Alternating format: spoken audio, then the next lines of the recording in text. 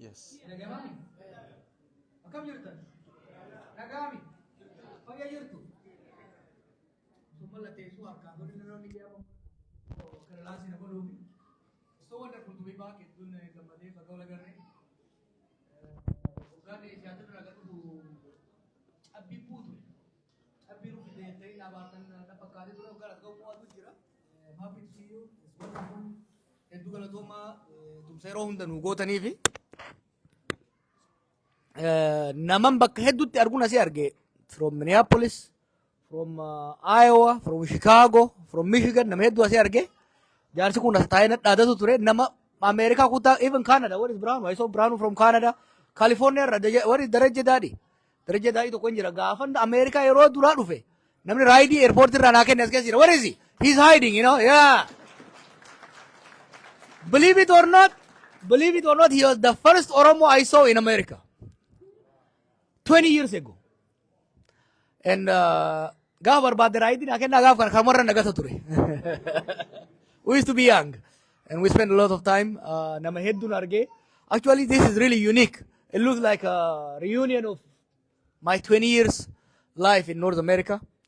It made me a bit sentimental. Maaliif nama hedduu bakka tokkotti argu. It also shows the power of Portland. It also shows how our society been transformed. Nami kenna business oriented ta'e beesee qabachuudhaaf, resource qabachuudhaaf, of jabeessuudhaaf tattaafatu isaa agarra.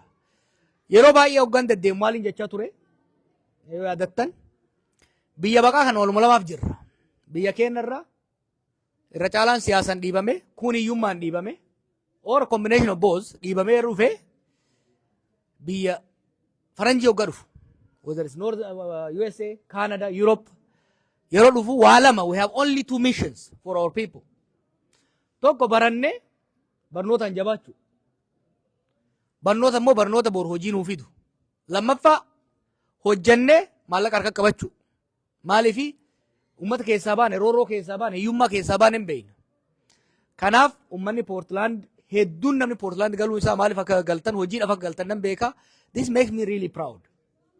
Malifi, I used to say I only need three things from you. Remember back in the day? Time, money, and talent. Qabsoo kanaaf waan sadii irraa barbaada. Your time, your money, and your skills, and your willingness to give. If you don't have time, if you don't have money, if you don't have knowledge or skills, you can't do much for the Oromo nation. Particularly the last two. Time, biyyatti ni qabna. But the resources, the intellectual resources, the skills, and the financial resources, biyya dhufnu keessatti hojjannee namni keenya hoggaa jabaate, then you are useful to me and you are useful to your family, to your nation, to the country. Kanaaf, namni hedduu particularly young ones, bar dure hoggaa dhufnu, we just see some people. We see a lot of people working very hard. I know warri sin dura jiru warri tujjaara hedduun as keessa kan jiran nan beekarra. Waluma hubanna beeka. Don't worry, I understand them. We understand each other. Dhugaa hedduu isaanii encourage goone biyyatti invest godhaa jiranii. We will play the game smartly. And don't be harsh on them. Hedduu isaanii wal quba qabna. We play this nicely. And their support is with us and I support them fully. Isinillee gaafa isin wayyoote ilaali ilmi namaa gaafa umriin dabalte gaafa maallaqni dabale gaafa aangoon dabalte sodaataa deema. Maaliif waan dhabuuf baay'ata.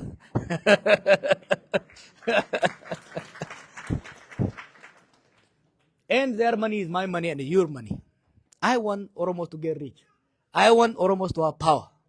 I want Oromos to have knowledge. That's what I fight for. And when I see Oromos working very hard and succeeding, and while they love me and they love Oromos, and they hide to preserve what they earned through hard work, it makes me proud, Kanaaf, I'm really proud to see you guys. I'm very happy. Hedduun gammada Portland dhufuu kiyyatti. Namni hedduun immoo Portland community cimaa ta'a. Community keessan hedduu cimsaa. Church keessan cimsaa. Masgida keessan cimsaa. Nuclear of the family keessan cimsaa. Jabaadhaa.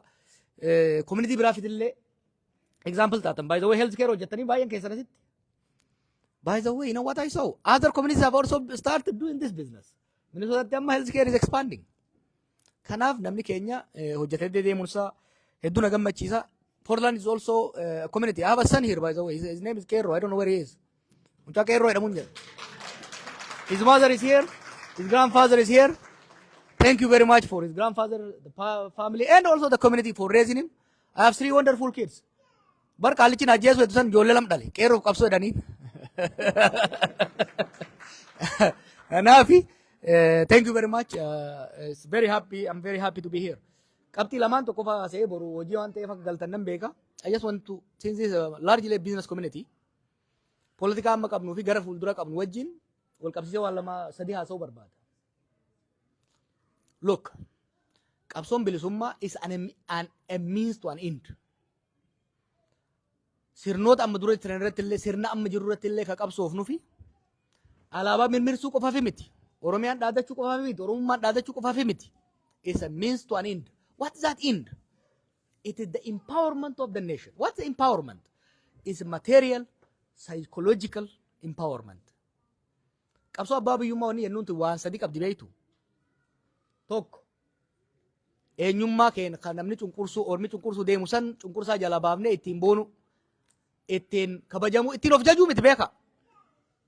Akka baala gizee jettee ijoolleen ta'in Finfinnee keessa baxraantu san osoo hin ta'in Oromoon nama kamiyyuu gad osoo hin ta'in nam kamiyyuu illee ol of hoosiin hin jehin aadaa eenyummaa seenaa isaatiin boonee jiraachuu.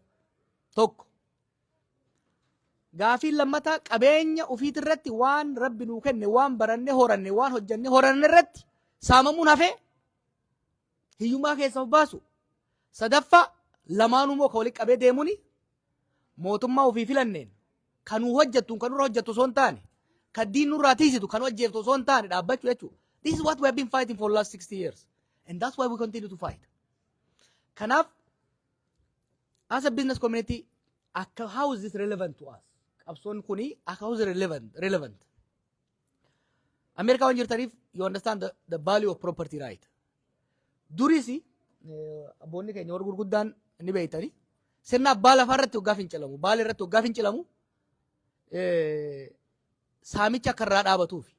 Kitaaba kana keessatti I write about my grandfather. Nama hedduu mataa jabaatu ture.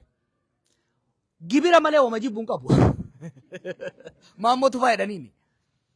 Maali abba maaliif gibira jibbitaa jennaan lafa kanaa kenne rabbi abboof akaakoo irra dhaale. Humna tiyya natu qotatee facaase. Kan itti roobsu rabbi mangistii maaltu galcheedha. It's fundamental to our question. Mootummaan security provides sii godhe, social service provides sii godhe, karaa sii baase, insuraansii sii kenninaan gibira sirraa fuudhe gaarii rakkoon qabu. But mootummaan duri Haayile Sillaasee tunis ta'ammallee ijoolleen isaan duraa dhufte tunis without providing anything they tax. Biyyi kun British irraa maal adda baate? It is the slogan. No taxation without representation. Miti. Kanaaf qabsoon gaaf duraa Haayile Sillaasee irra goone ammallee itti deemaa jirra jechuudha. Qabsoo sirna abbaa lafaa ofirraa kaafne har'a immoo warrummaan nu keessaa ba'e gibira IMF'if jecha ummata keenya irraa guuran qabsoon karaa haaraan itti fufaa jira. Particularly wanni amma Itoophiyaa keessa godhamaa jiru keessattuu muudamtu yan gorra baafne wanni godhamaa jiru isa to some extent it's a reversal of the gains we have made. Duri bara Haayile Sillaasee sirna abbaa lafaa irboof siisoo ofirraa kaasuuf qabsoofne. Bara wayyaanee master plan lafa keenya naannoo Finfinnee fudhachuudhaaf godhame irra qabsoofne. Har'a immoo jarri ammaa maal godhan tokko gibira parsantii 300 haga 1,000 dabalan. Lammaffaa keessattuu amma bakka laftii midhaan baaftu qamadii garbuun ba'u irratti ummanni haga parsantii 70 akka gatii cabaan gurgur godhan. Look, xaa'oon bar darbe birri 4,000 ture. Baran 8,000 hanga 10,000 itti gurguraa jiran. But gatii qamadii immoo 5,000 gaditti irraa gadi muranii jechuudha. While the government has the right to increase the price of fertilizer and mirtizarii hoggaa dabalu, qonnaan bulaan immoo gatii gadi cabaan akka gurguramu dirqama jechuudha. Kanaaf qabsoon teenya waan gara fuulduraa tarkaanfanne hedduu qabna. Bakka irraa kaan hin jirru. Garuu immoo sirnichi ammallee deebi'ee nama keenya saamuu. You know what's quite interesting wanni biyya sanitti ta'u saamichi kuni irra caalatti Oromiyaa irratti godhama. Amma qamadii kootaan namarraa fuudhuun kun bakka biraa caalaa Oromiyaa irra godhama. Who is from Maqi area? Naannoo Awaash kanarraa namni dhuftan. Anybody from Maqi area? Naannoo sana amma wanni irra caalaa facaafamu maali? Shunkurtiidha, dinnicha, waan akkanaati. Kuduraa fuduraa jechuudha. Hektaara tokkorraa ka argattu qamadii facaaftee wal qixaa miti. Masnoon gaaza itti baaftee ni goota. Gaazni immoo hagam akka dabale. Per liter I think it's like more than 100 birr now. Still nama maal godhanii masnoo sanii qamadii akka facaasu godhanii jechuudha. Kanaaf qabsoon amma godhaa jirru kun it is a continuation of what we started. Rakkoolee haaraa dhufaa jirtu irra aanuudhaaf jechuudha. Particularly as a business group wanni asin gorsu maali? Asitti hedduu hojjettanii beesii argachaa jirtan. I know there is a promise and urge of investing back home. It's a good idea. Garuu investii godhuu dura biyya sanitti what is the return on investment? What the guarantee ka jedhu sirriitti ilaalaa deema. Isin gorfadha. 5 years ago warri dhuftan I think Tashite, I don't know, Petros was there, I think. Namni amma tokko dhufanii turan, nam shantama akkas ka ta'an. I pleaded with many of them. Political environment isa garam akka deemu waan mul'achaa tureef. Don't sell your house. Don't leave your job. Don't cash your 401k jedhe. Let's wait. Many of them waited. Some of them took the risk. I'm not sure how many people actually recovered their investment. We are not there yet. Ayyoo teetii mana jaari. Obbolaa keetii suuqii xixiqqoo tokko jaari. But do not invest too much. This is not because I oppose the government. But the way the government is going right now, civil war hammeessaa ka deemu, insecurity hammeessaa ka deemu, bakka insecurity hin jirutti dinagdeen hin guddatu. I rather have you save your money here. Build capital. Wait for a moment when security is restored, when the risk is minimized. Kanaafi, I know warri hedduun invest gootan, Rabbis na gargaaru, we will try our best to restore peace, to restore security to the country. We will do it. We'll do our best. But for now, be careful. Do investing godina. Minimal. Warri mo investing godhu barbaadan, spend some time. I suggest you make 3 trips. Jalqaba dhaqaatii biyyuma sanuu laalaa xiqqoosi. Get used to acclimate godha. Kilimanjaro bahee ture a year ago, 2 years ago. Advice sii kennan acclimate godhuu qabda. Gaara baatee deebitee gaara hunoo naannoo kanaa fi Vancouver bahuu tureen. Gaara of barsiisuudhaaf. San booda Mount Kenya yaalee san booda so businesses hoggaa biyya galtan system biyya sanii baradha. Don't rush into it. Just because you made money here, don't rush into it. Take time. Take time. Learn. Malifi, the country is filled with crooks. Yolen be able to they are crooks. They are thieves. And Hanna ada biya goda jiran. Kana because I know how warri na sindura Djibouti gotani Somalian botani biya meekan dhuftan. Yolen haray numreeti yammo Libyan gootanii caccabsitanii Kenyan gootanii dhuftan. San booda I know how you started from $7 a day, an hour. Parking hojjechuurraa kaatanii hagam takka. I know what it took for you to build some capital. So be careful. Don't throw it away. Be careful. Those of you who have made enough capital, don't invest all of it. Look, be careful because waggoonni as deeman kuni xiqqoo ulfaataa ta'a jechuudha. However, politikaa keenya sirreessaa deemna. I'm optimistic. I'm cautiously optimistic. Sirreessaa deemna because we have no other option. Warri amma jiru kuni haga wayyaanee hin ciman. Ufiifuu itti dhiifnan ni kufan. They are not strategic in their thinking. Jarri sun hedduu cimaa ture beeki. irruma gara gallee furraa kaafne malee they are not easy people. We will correct. Correcting kana gochuun maal gaafata tokko akkaataa sirni kun itti sirni fiinuun kufa iddoo nama yaachisu. Akkaataan itti kufu maqaa keenya waan jiruuf maqaa keenya fi abdii keenya qabatee akka hin kufne of eeggannoodhaan lafaan ga'uu qabna. We will work on that. The most important sambooda garuu haalli nageenyaa kun akkan hammaannetti sirni abbaa irree biraa akkan uumamnetti fardiin illee akkan duunetti kararraa isa akkan gorreetti ittiin deemuu barbaachisa. Sun human capital uummata kanaa fi natural capital uummata kanaa natural resources jiru walitti combine godhanii hojjechuudha gaafata. Kanarratti we are working baay'ee isinirraa kan eeynu pay attention to what's happening. Careful ta jidduu keessanitti you are busy naannoo biraallee rakkoon qabdanii tokkummaa keessan jaalala keessan wal kabajaa keessan wal liitumsa individually hojjedhaa jabaadhaa naamusa qabaadhaa family keessan cimsaa collectively guddadhaa saba biraatiin immoo wal danda'a. Oromoon amma itti gaafatamummaa Oromiyaa fi Oromoo qofa osoo hin ta'in kan Itoophiyaaf kan saboota sanii qaba. I know this is a bit of counterintuitive for many people. Even karaan sabboonummaa irra deemaa dhufne. Garuu we have to move from resistance politics where the state was an alien to legitimizing the system. Kanaafi keessattuu saboota wajjin jirtan wajjin obsa. Dhagaa gamaa gamanaa darbamu arraba gamaa gamanaa dheeratu jecha waan saboota biraatiin addanuu fageessurraa of eeggachuu gaafata jechuudha. Kanaaf keessattuu biyya alaa kana keessatti yeroo hunda akkana isiniin jedhutti dur maallee isiniin jedha. Waan hamilee uummata keenyaa tuqu. Waan uummata keenya qoqqoodurraa uftii isaan jechaa ture. Amma immoo uummata keenya uummata Oromoo qofa osoo hin ta'in waan saboota biraa adda fageessu, waan saboota biraa naasisu, waan saboota biraa rifachiisu irraa of eeguu gaafata.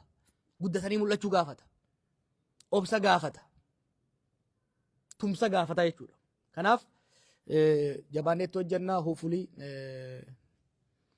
you will see some changes. It will come. It will be costly. Garuu qabsoon amma goonu kun qabma duraas irraa adda. Qabsoon amma dura goonu qabsoo humna alaa irratti warra biraa irratti goonu murna bakka biraatti irraa dhufe irratti goonu ture. Qabsoon amma goonu qabsoo jallaa keenya irratti goonu qabsoo keessoti. Kanaaf you will see some uncomfortable things. You will see some debate with our own brothers and cousins. Kanaaf reeffa anaas torba moo sagal garagalchan. Gara gaggalchaa waddaatuma sirreessaa deemna garii baay'ee isaan sirreessina. Ka jallate immoo ibidda keessaa fuudha deemna. We will be very strategic, we will be very surgical. Healthcare keessa hojjettanii kaansarii garii sarjariin keessaa baasan. Garii keemoteraappiin keessaa baasan. Kaan immoo traditional medicine way itti kennaniif. So we'll do our politics that. We have to be very careful. Akka duritti akkan cabsu yoo barbaaddani wal cabsuu taate. So we'll play very carefully. We'll play it safely and selectively itti deemna. Kanuma saalee waan deemeef carraa isinii kennee amma tokko mari'annee addaan baana galatooma.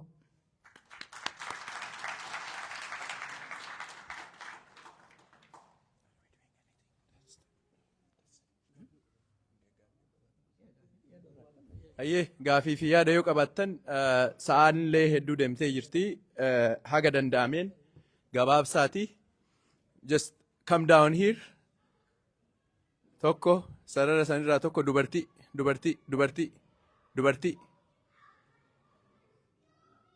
Okay, sarara sanirraa ati itti aansitee eegda. Qoy, okay, as taa'iti eegi. All right.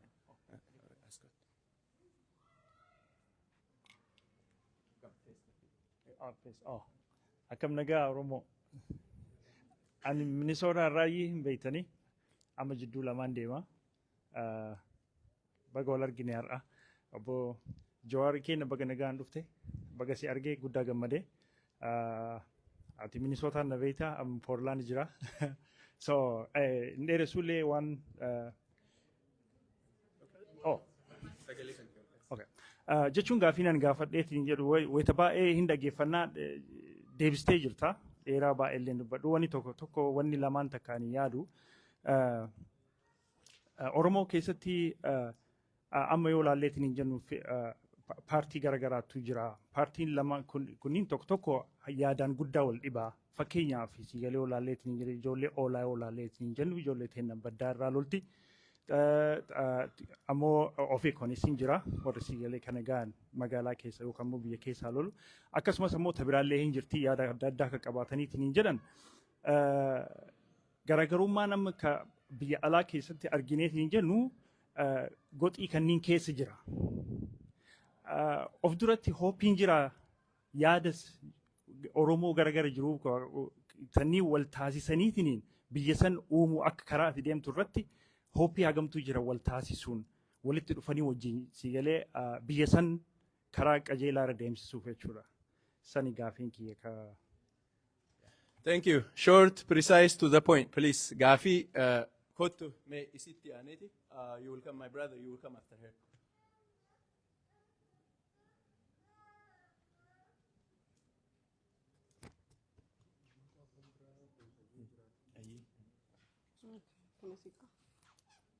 Tole kiyya gaafii leemiti ani ergaa dabarsuu barbaada. Sagalee dhagahamu. Ergaa dabarsuu barbaada. Ergaan kiyya ijoolleen dargaggeeyyiin obboleessa kiyya irraa dabalatee ijoolleen baay'ee umrii isaanii waggaa 18 gattaan karaa osoo mootummaan illee quba qabaa maatii isaanii mana isaanii gurgurataa haga maatii kiyyaanii baatu lafa haga gurguratanii qarshii kana garuu mootummaan illee baankiin kagaluun karaa mootummaatiin hin beeka mootummaan illee waan kana jechuun qabuu danda'a ture garuu ijoolleen baay'een maatiin baay'een mana ofii keessaa bahanii mana gurguratanii haga mana dhabanii haga mana gara dhabiitii deemaa namni baay'een dhimmi sun hagammaa namni waa'ee sanii dubbatullee hin jiru. Ijoolleen teena nu jalaa ajjeefaman jedhanii haawwotiin hin dhossan dhimma san biyyatti illee yeroo baay'ee haati tiyyallee hiriira baanee wanta kana iyyannaa mootummaa jedhaa turanii ijoollee achitti ajjeefamti ka jedhuun sodaa saniin namni baay'een nama baay'ee dhadha'eera jedhee yaada wanti kun wantiin karaa Liibiyaatiin ijoolleen dargaggeessa osoo qarshii takkallee isaan hin qabaatin dura bilisaan fuudhanii achi ba'an. Kana garuu quba wal qaban jedhee yaada akkanaanii miti. Ijoolleen tunni yeroo manaa bahan qarshiin waan hin kaffalleef akkanuma faana deeman dallaala faana. Dallaalli kunniin ka qabameerullee obboleessi kiyya tokko dallaala tokko qabee yennaan maal jedhanii maatiin keellee as jiraa oduu kana beettu akkana gootaa yennaan an seera biyya sanii sirrii beekaadha. Kana jechuun mootummaa olii akka olii harka qabu beekamaa jechuudha. Amma kunoo ijoolleen baay'een naannawa kenna naannoo Shaashmanneeti akka jiruun ijoolleen dargaggeeyyii hagana hin jedhamne bahanii maatii isaanii mana gurguratanii ammallee deebanii birrii miliyonotaan gaafatanii kanaafuu dhimma kana irratti namni irra dubbataaruillee hin jiru dargaggeeyyiin kenna bishaanii dhumataaranii maatiin illee waan kaffale yoo dhabanii ajjeesaaranii pliis wanta kana irratti akka xiyyeeffatamu barbaada galatoomaa. Okay, my brother. ሌሎች አፋን ኦሮሞ ማሰሙ በአማርኛም በእንግሊዝኛም ጥያቄ መጠየቅ ሀሳብ መስጠት የምትፈልጉ 1 ደቂቃ ግን በጣም ሰዓት እንትን እያለኝ ነው። ወደዚህ ና ወንድሜ።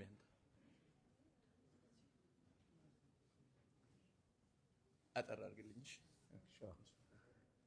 አመሰግናለሁ። ይሰራል። ኦኬ። አመሰግናለሁ። እንኳን ደህና መጣ ፖርትላንድ። ባለፈው ጊዜ እዚህ የመጣህ ጊዜ የሆነ ጥያቄ ጠይቄ ነበረ። ውጪ ወጥቼ ያለው የመለስክ ይመስለኛል። አሁንም ደግሜ እዛ ላይ መጣለሁ። ማይኖሪቲ ራይትስ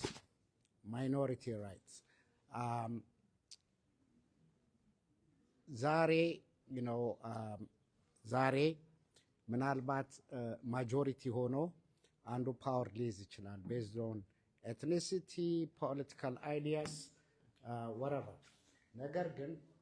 Tomorrow is a different day. I can tell you, or you know more than I do about Rwanda, about Tutsis and Hutus. Today, the ruling party or whoever is leading is killing a lot of people. And I'll tell you, as I said, I'm from Shashamane, but nobody knows what ethnicity I am. But I'm also a victim of ethnic, vengeance. I have cousins in Shashamane they were beaten. The factory was burned. Trucks were burned. And some of them even left Shashamane to Addis Ababa and to Awasa. But my mom and my dad are okay. Probably, whatever reason it is, I don't go ethnicity. But Afincha Simata in Alexal. Right? So I know from the devil is much better than the angel you don't know. I've seen you. You're very bright, very smart. But you say one thing. I made the calculator. That was your words before, when the new government came in. As an electrical engineer student, I was given a project to do voting machine. So while I was doing that, I burned a lot of transistors and capacitors. But some of my Ethiopian friends helped me to finish that project when I was at school. So your calculator burned a lot of capacitors and resistors. Not only that, the calculator you made was snatched from you by Abiy. What guarantee you're gonna give us, people like me, the one you are making, the calculator, will be successful? Let us know. Thank you. I appreciate it. All right. Who was him?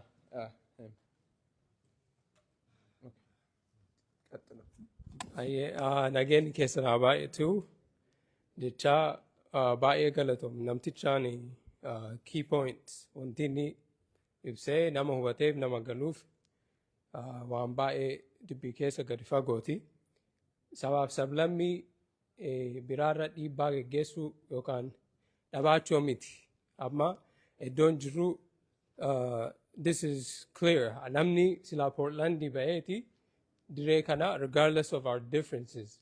Adda addummaa kennaa adda addummaa siyaasaa oduu qabnu silaa bakkeen taanuu jiraatu. Akkanatti nu hubadha. Haa ta'uuti anis ilaalcha siyaasaa garaa yookaan Jawaris ta'ee waayillan isaa tiin adda na godhu yoo qabaadhes I have to listen to different ideas, different angles, different aspects. Saniifi asitti hojii galaa halkan garuu wanti argamee fi Oromooni gaafa isinitti ho'ee gaafa machooftan qofa. Don't just show up with emotions. Miiraan qofaan argamina. Yoo qabsooftan taatanii it doesn't matter. Jawariin jala hiriirtanii ollaa duuka hiriirtanii haala qabatamaadhaan in action qaamaan argamuu danda'a dur takka. Lammaffaa immoo gaafiin an qabu yoo jiraate Jawarii fi adeemsi Mugaabeen Zimbabwee fi haala uummata isaatii waan mijeessee deemeef akka West yookaan warra lixaatti jibbamuu ni danda'a. Garuu qabatamaadhaan uummanni sun sammuu qabaatee of yoo ceesisuu danda'e, of yoo guddisuu danda'e lafa isaaniif dhiisee deemeera dhugaa dubbachuudhaaf. Garuu kan South Africa mootitti yoo deebine Nelson Mandelaan dhugaadhaan qabatamaa yoo argine maqaadha malee uummata isaatii still uummanni ni biyyooma ofii keessatti technically second class citizen ta'ee jiraata. Saniif nama falchisaa. Uummanni Oromoodha dhumni isaa maal ta'uu deema. Eegi Itoophiyaan nu araarsitan taateeti Oromiyaan Itoophiyaa wal taatee yoo kafuuftu hegereen kenna akkuma South Africa san ta'uu deema moo eenyutu aarsaa ta'ee aarsaa kafalee ka'eeti qixa teenneeti yookaan ormaan kan ta'e wajjin jechuudha. What are we gonna share? Eenyutu itti dhiiga, eenyutu itti madaaha, eenyutu itti gadaanni isaanii bara isaa bu'a. Saniifi kana sirriitti oduu ilaaltanii akkasii galatooma. All right. addaan isin kutuun barbaadu yoo dandeettan nama itti aanuuf carraa akka wanni jedhu daddafaa. Isin nama jidduu kanatti.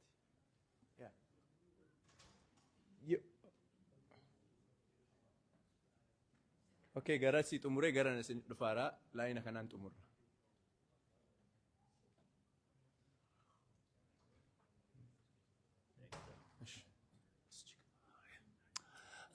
I have only one disappointment today. Don't be surprised. It's my fault. I don't know Afan Oromo. It's my fault. Anyway, Mr. Jawar Mohammed, welcome to Portland. Ishi Katama የእንግዳ ተቀባይ ነሽ። እነዚህ ሁሉም ደስ እንዳላቸው ይሰማኛል። አንድ ጥያቄ ብቻ ነው ያለችኝ። እኔ ኤርትራዊ ነኝ። የብሪጋደር ንሓመዱ በኦረገንም ራፕሬዘንታቲቭ ነኝ። ህዝብህን የሚፈልገው ቦታ ስትደርስ ስለ ኤርትራና ስለ ብሪጋደር ንሓመዱ ምን ታስባለህ? ምን ይሆናል? What will be our expectation from you? Thank you. Thank you. Aye. Kota. Listen. Oh. Okay. Yeah. Kota. Okay.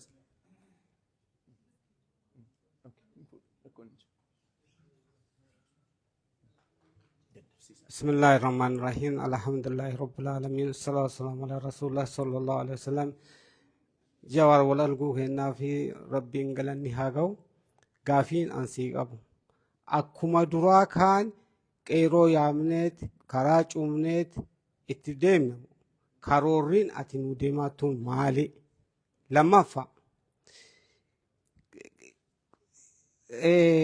يرود إير آف يرو قبابان wanti kun itti hiikamu maal harkaanuu qabdaa kanuma nu hime galatoomuu Jawar.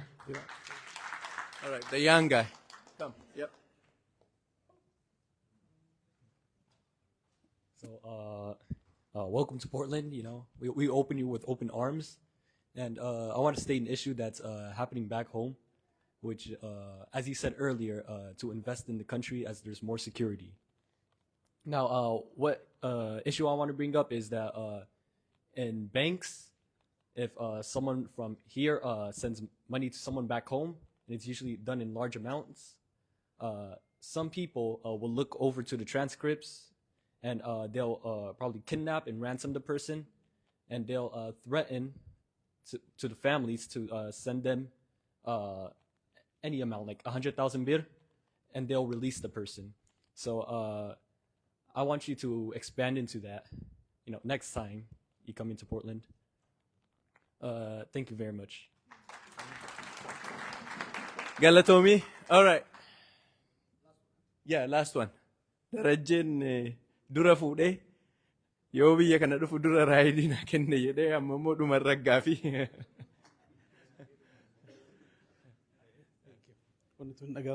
Na dhageechuu jira.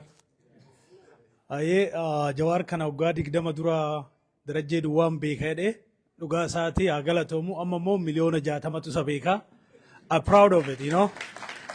Hojjenne jechuudha hojjaa. Uummataaf waan inni himuu barbaadu gaafa Stanford dhufu mucaa mataa guduruu qallaa dheeraa dheeraa na fakkaata yeroo sanarraa hin beeku. Nama waggaa 18-19 hin caalu yeroo sanatti garuu very matured nama hunda caalaa nama beeku ajaa'iba fedheen mucaa kun akkam dubbataa jedha gaafa dura baru. Yeroo itti fixannee chaanaalii isaa bal'ifatee Oromoo hundaan wal baree sun hundaan wal baree jechuudha. Wanni ani hin daganne yeroo hunda ijoolleen doormi isaa keessa teenyeeti paaltookii jira yeroo sana. Paaltook irraa dubbataa ijoolleen kilaasii isaa kun dhuftee balbala rurrukutte. So bahuu barbaadan gara alaabaanii shaayii bunnaa jechuu barbaadu. Oh, you got the Oromo thing jedhanii. Yes, jedheen. Oh, okay, sorry for bothering you. Call us when you're done. Hamma kana ijoolleen adiin illee dhimma Oromoo inni qabachuu isaa beektee baazarii san gootuu ture jechuudha.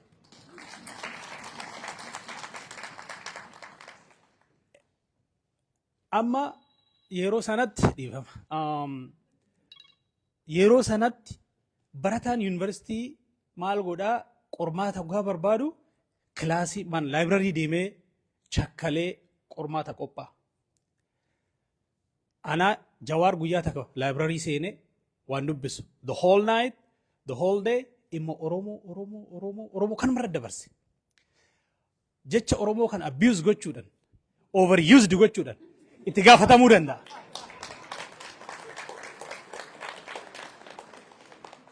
Amma kana hunda deemne as geenyee jirra. What happened? Why we are here? Gaafina Jawaariif qabu. San hunda atillee dhamaatee, uummanni illee dhama'ee, qeerroon itti dhumattee, gaafa Lammaa fi Abiyyi Los Angeles dhufan, Saanoseedhaa sa'a 8 oofnee gammachuudhaan kana booda ijoollee teenya guddifannaa, nagaan jiraannaa, hiriira ba'uun haftee jennee gammachuudhaan jara sana simannee back and forth sa'a 16 oofnee gammachuu keenya dabarsan. So we done with the Oromo case jennee jechuudha. Amma kaansarii waa'ee kaansarii tiriitimentii kaastee jirta asitti. Raadiyeeshinii wanna jedhamu jira. Kaansarii callistee too murteen baastu raadiyeeshinii kennitee tiriit gootaa jechuudha. So haalli tiriitimentii walitti kennan hin jiru Oromoo tanaa. Oromoon galgala tokkoon walitti haasoftee rakkoo kana bakkitti hurtu hin jiru. Amma akka dur sanaa miti. Akka bara TPLF sanaa miti. Maqaadhaan Oromoo achi jira. Ganda keessallee Oromoo jira. Namni bileem godhuufillee nama dhiba. Kanaaf raadiyeeshinii wayii hin jiru akka itti fuuldura tarkaanfachuu dandeenyu odoo duubatti hin deebi'in jechuu barbaadanii yeroo fudhadhe galatooma. Hedduu galatoomaa kanumaan gara steejitti sin deebisa.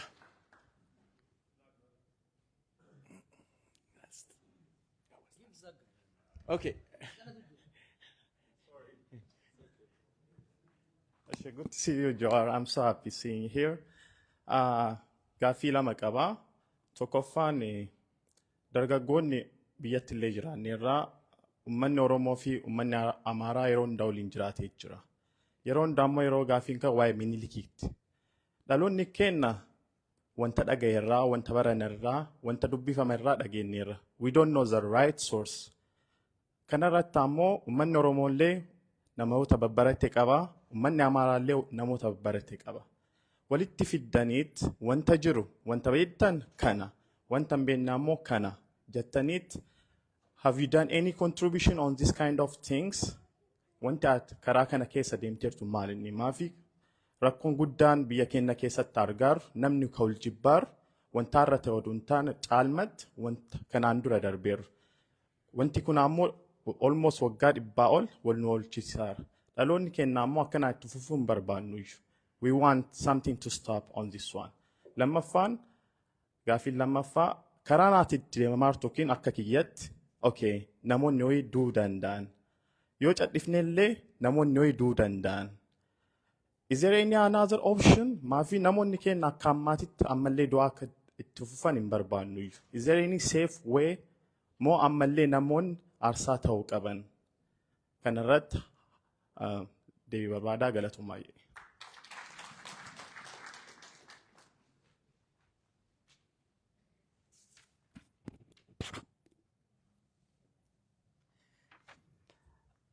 Galatoma, I will answer it in 3 languages because you asked me in 3 different languages.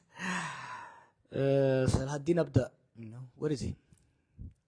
That guy remains young. I remember when I first came to Minnesota, I saw him and his wife. Now they have like 7 or 17 kids. Every year they post new kid, but they never get old.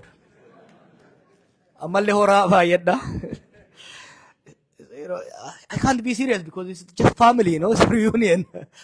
But it makes me very happy to see. Well, we used to play volleyball, we used to debate from youth days, The love, the Roma continues, the respect continues, the debate also continues. That's what makes this nation great. That's what makes it worth doing anything, sacrificing anything for it, because we are a plural society who continue to debate respectfully. and work hard together. Garaagarummaa kayyette look, we are in a new chapter after 2018. Qabsoon kun qabsoon chaptering godhan boqonnaan. I wrote a piece last year lala boqonnaalee qabsoo hangammaaf gara fuulduraan waan title wayii ka qabu is about 90 page or something. Qabsoon kuni akkamii akka dhufne I try to systematize it, to simplify it for regular readers. Hagamma boqonnaa afuraffaarra jirra gara shanaffaatti jaha jirra. Boqonnaan duraa it's a national struggle, nation building waan ta'eef qabsoon duraa ummata sirni alagaa tokko cabse addaan qoode dadammaysuudha. Building that consciousness. Ijoollee keessatti warri dargaggoota bakki irraa kaane laafaa miti bar. Gaafan wayii gallu wanti Oromoo jedhan kun diigamee ture. Oromiyaa dhiisati. Namni lagaan bakka adda addaatti adda yaa'ee ture. Amma nu biratti kitaaba keessatti agartan. Islaamaa fi Amaara jedhanii adda baasanna. Gaara kaan warri haadhatiyyaa dhufe warri darajjeen eessuma naa ta'a. Dhufnaani afaan Oromoo haasayan. Confused namni. Amaara afaan Islaamaa haasa'u jedhanii salaaleedhaan. Amma salaalee qofa ta'e amma. San booda barsiisaan kiristaana ta'e tokko Wallaggaa dhufe. Elubbaa Boori dhufe. Amboo dhufe salaalee majanii salaaleen barzoonii takkitti shawaa kabaa keessatti. Achirraa kaanee achirraa baakaaneeti collective consciousness. Eegalee revival. The second was reconstruction.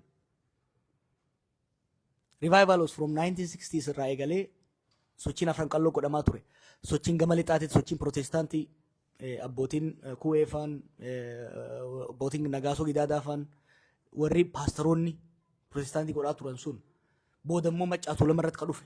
Sochiin booda baar irraa godhame kun kallattii afreen godhame kun it was the revival movement in 1960s. Phase 2 was reconstruction.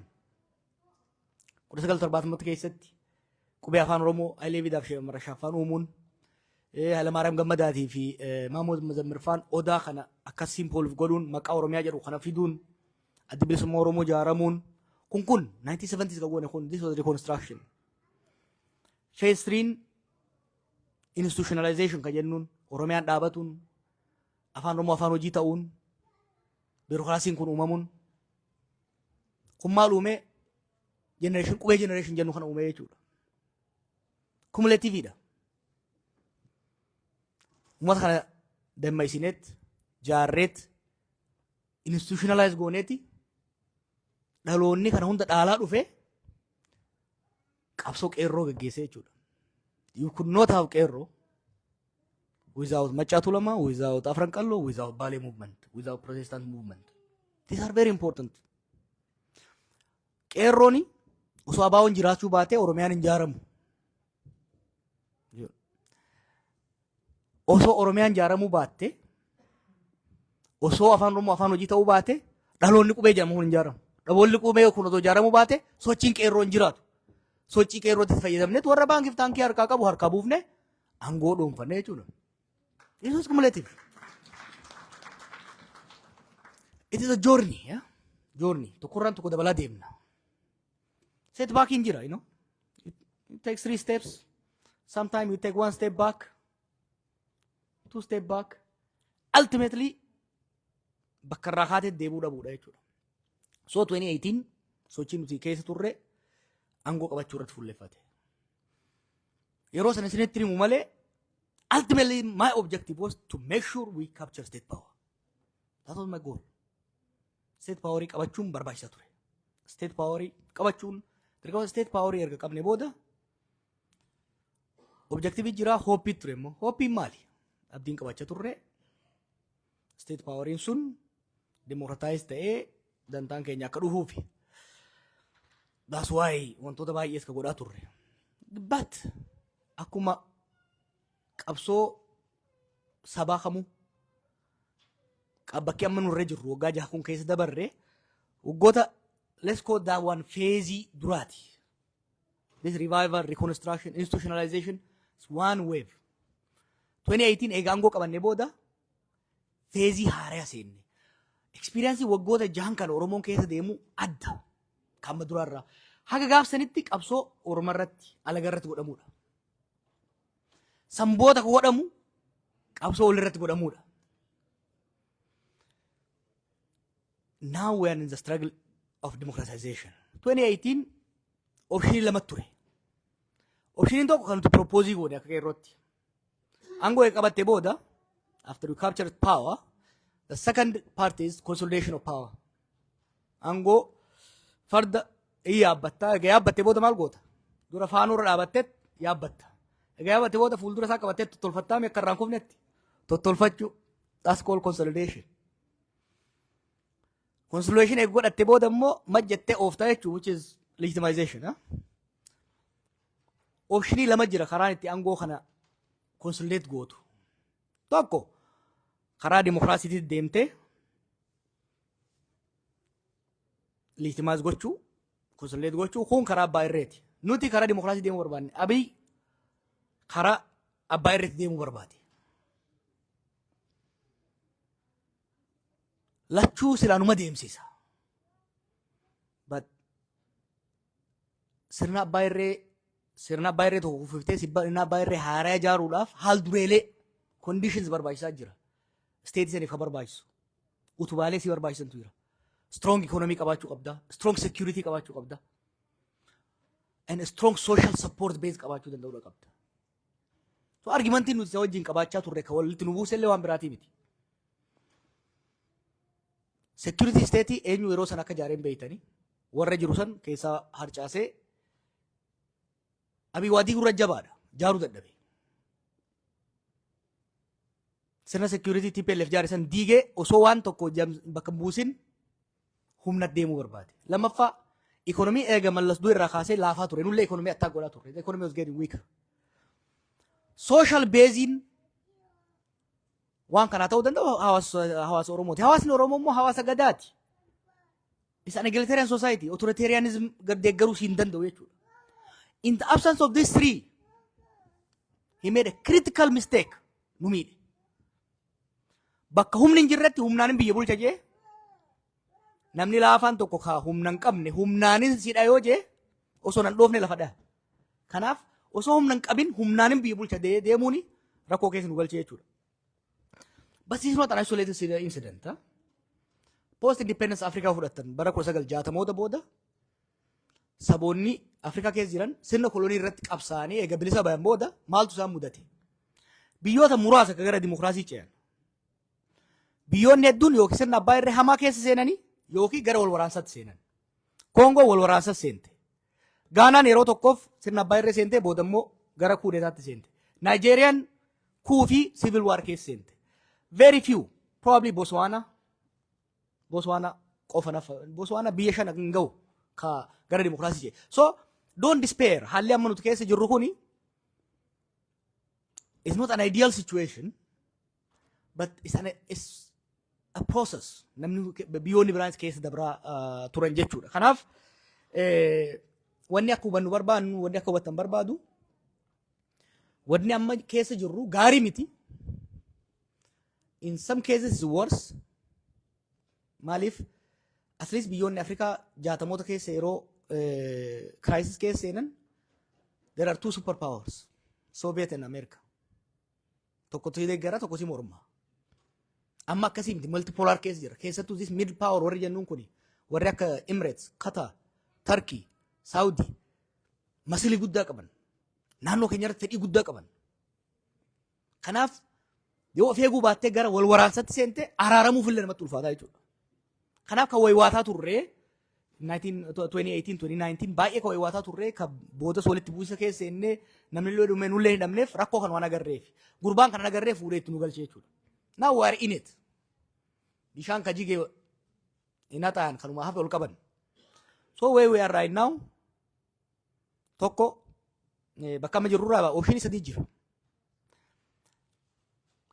Karaan tokko sirna abbaa irree hawwisan Abiy deebisee yaaluudhaaf. That's impossible. Sirna abbaa irree Itoophiyaa keessatti abbaan fedhii oo dhufe amma booda ijaaruu hin danda'u. Maaliif the state is very weak. Ethnic consciousness is extremely high. Sirna abbaa irree አምባገነናዊ ስርዓት ለመሸከም የሚያስችል መንግስታዊ አቅም ኢትዮጵያ ውስጥ የለም። እንደንዲያም Kalammataa karaa amma biyya deemu yeroo deemte immoo anarkiitti seenna jechuudha. We are in anarchy. Sirna abbaa irra ijaaruu hin dandeenya anarchy seera keessa seenna. Kasdaffaa gara dimokiraasiitti ce'uudha. Gara dimokiraasii ce'uudhaaf immoo the first thing is to stop wars. Lola dhaabsine we have to stop the bleeding. If somebody is wounded, Ethiopia is now a wounded animal. It's a wounded person, severely wounded. The first thing, the first thing is to stop the bleeding. Then repair the damage. Ega health, state health, healthy. Then we might have a chance to go to democracy. Kana erga goone booda deemuu dandeenya. Amma Oromoo keessatti garaagarummaan yaadaa ni jira. Yaa ummata miliyoona 50-60 meeqa geessan samma it keeps adding. Yaanni garaagaraa jiraachuu rakkoo baay'een qabu. But we are not really that divided. Paartii afur moo akkas qabna amma. Warri biraa bar lakkoo isaan hedduu xiqqaatee paartii hedduudha qaba. Be critical of your leadership, but also appreciate some of the little things we do. Wantoota hedduu irratti wal hubannaa baay'ee jira. Amma Oromoon bakkuma lama jirra caalaatti. The haves and the have nots. Warra waangoo qabatee waa saamaa jiruu fi waa ajjeesaa jiruu fi warra ajjeefamaa jiruu fi saamamaa jiru. Bakkuma lama jirra. The haves and the have nots. Classic finis dhufaa jira jechuudha. Even within that divide, wal hubannaa guddaa jira. Wal hubannaa kana cimsaa deemna. Wal hubannaa hedduu isaanii wajjin. And my job is really to bridge that. Bridge hoggaan godhu sobee walitti araarsuu qofa osoo hin taane provoke godhuudha. Provoke godhee namni uncomfortable ta'ee akka haasa'u. Fakkeenyaaf I think I'm again waan kana eegale some months and a half. Within this period waan baay'ee jijjiirame mataa namaa keessa. Gaafa nan tana eegaluu dura biyya dhaqeetiin ture.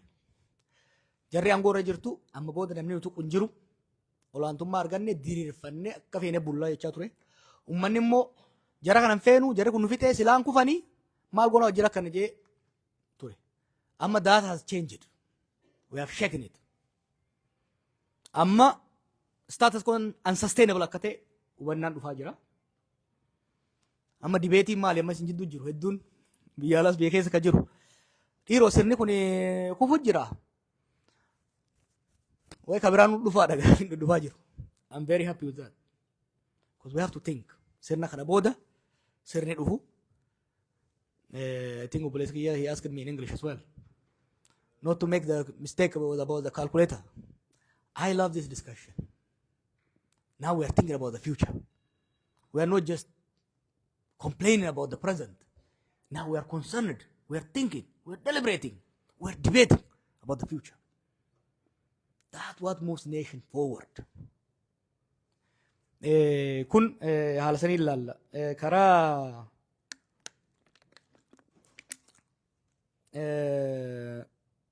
marii kana keessatti haala amma jirruun tokko hin taanu tokko ka jiru sana hin ta'e wal hubachuudha barbaachisa. I don't want you to buy into my ideas. I'm not a preacher and sheekha miti. An qeesii miti. Bible irraa Quraana irraa isinitti himaan jiru. I don't have absolute truths. What I have is ideas, analysis. What I seek from you is to be understood. Not to be accepted. No. To be understood. To provoke you. To promote discussions. Yeah? Kanaaf akka ummataatti waa'ee qabsoo qofaan kan yaaduu qabnu amma. Reefumaa fi waa'ee diinagdee haasa'e. All this struggle, all this sacrifice, waa'ee alaabaa fi Oromiyaa qofa miti. It's about human value. Rakkoo keessa bahu, hiyyummaa keessa bahu, nagaa argachuu, cunqurfamuu keessa bahu. Basically about having a better life for next generation. Hamman fedhe yoo itti fadhe Oromiyaa fi Itoophiyaa qananiitu dimokiraatoftu nagaa qabdu umrii kiyyatti arguun baay'ee ulfaataadha. Let's not kid ourselves. But I don't want my children to grow up under a condition that I grew up under. Maali waaqoon guutuu kan jee. Gabrummaa iddaan buqifnaa dadhabnu ilmaan itti guddifnaadha. I think anaaf waaqoo guutuu jidduu nama tokko jira. One generation jira. That's not just about his son he's talking about. Yeah? Anis amma ilmaan itti guddisaa deemna jechuudha. The key is to make sure the next generation inherits something better than what we inherited from our fathers. So senirratti hojjetaa deemna. Waa'ee ijoollee biyyoota butamanii naannoo Liibiyaa qofaa miti naannoo Saawudiittis I think Yemeniif Saawudii jidduu rakkoo baay'ee jira. Namni kun hedduun roorroof lola dheessee deema. Hedduun hiyyummaa dheessee deema. So we have to tackle this into different phases. Talk of the push factors. Wantoota nama keenya qe'ee isaatirraa buqqaasanii dargaggeessa kana buqqaasanii akka deeman godhan. Roorroo siyaasaas haa taatu. Amma it's a combination of both. Roorroo siyaasaatii fi hiyyummaadha. Ijoolleen tun hedduun amma ijoolleen bosona seentee lolaa jirtu tunis ijoolleen baqattee deemtu tunis many of them are educated. Baratanii jiran barnoota qabanii garuu hojii hin qaban. Hojii qofa osoo hin ta'in qe'eetti hoggaa galan milishaan hin teessisu. So there's a political as well as economic problems. Hamma dandeenyetti naannoo keenya nageenyi akka uumamuu fi carraan hojii akka uumamu irratti hojjechuu tokko. But it's not that easy kun. Hammasii garuu karaa deeman kanarra nagee akka argatan. Rakkoon mootummaa amma jirtu tokko they are so consumed with domestic stuff. Foreign policy irratti uumaan jiran jechuu dandeessa. Diplomaasii itti dhamanu wabii. Diigee jira. Foreign ministry guutuma diigee jira.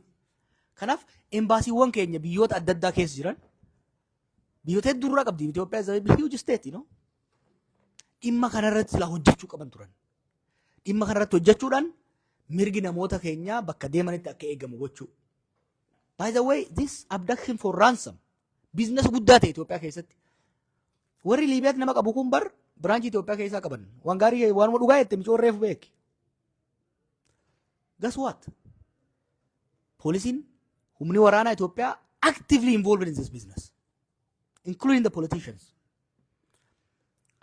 Kan Nyamar keessatti butamus, kan Finfinnee keessatti butamus, kan Liibiyaatti butamus, kan Yemenis butamus, this human trafficking is one line, interconnected. And the payment is done through official banks. Black market idhaan godhamaa jiru. What does this tell you? Mootummaan, the state, warri mootummaa keessa jiru actively keessatti hirmaachaa jira jechuudha. Kana expose gochuudhaan. Odeeffannoo qabdan nutti ergaa. Mootummaa Itoophiyaa qofaa wajjin sun mootummaa ollaa wajjin human trafficking is an international crime. Interpol wajjin biyyoota adda addaa wajjin irratti hojjechuu dandeenya. Gaafa nu hidhaa turre Arafaatas ture hojii hidhaa turre. Qaallitti keessaa ba'uun baay'ee ulfaataadha. Warri qaallitti keessaa cabsee ba'u hedduun isaanii warri human trafficking keessatti barbaadamu Interpol barbaadu mootummaan Xaaliyaanii barbaadu bakka adda addaati jechuudha. Sun maal siima warra sirna keessa jiru jira. Kanaaf nuti wanni godhuu qabnu wantoota warra akkanaa kana saaxiluudhaan irratti hojjechuudha barbaachisaa. Odeeffannoo akkasiin yoo nu argitan irratti hojjenna. Dhimmi biraa waa'ee the issue about minority rights. Where is my brother? The one who asked me. He left? Oh, you're there. I want to divert the question a little bit. I've been talking about the need to restore, to save the state and restore the state capacity. When you asked me about minority rights, I don't know if it was 6 years ago or 2 years ago, and now the issue has changed completely. Back in the day, the state was too strong and abusive towards minorities. Now the state is too weak to protect minorities. This is very crucial. Back in the day, prior to 2018, probably till 2020, until the war, the state was too intrusive, too abusive towards minorities. Now the state has become so weak, it cannot protect minorities and individuals. The source of repression, the source of killing towards citizens and minorities and individuals back in the day was the state, an authoritarian state. Under Abiy, the state went from autocracy into anarchy, into anocracy. Anocracy is a situation whereby the state is weak but violent, and when the means of violence has gone away from the state, when power is contested. Let's look at Amhara and Oromia region. Much of the killing is blamed either on Fano or on LA. What does that tell you? That tells you the state is unable to provide security for minorities in these communities. That's why I've been pleading with people to focus on saving the state and restoring the state so that we can actually pressure the state to respect individual and minority rights. The question about Shashamani, because this is attached to me as well, I have to answer it. This was not communal violence. What happened in Shashamani? What happened between Walaitas and Sidamas in Hawassa? What happened between Gujis and Gedeos was orchestrated by state agents. I don't know if you heard when the mayor of Shashamani, the former mayor of Shashamani, spoke at the court. This was orchestrated by Abiy and his people, and we were stupid enough to fall for it. Both in Shashamani, Adama, and elsewhere, did people protest? Yes. Was there some mobile violence? Yes. When Highlands Resort was burned in Shashamani, state security was standing and watching. When individual property was burned in Era,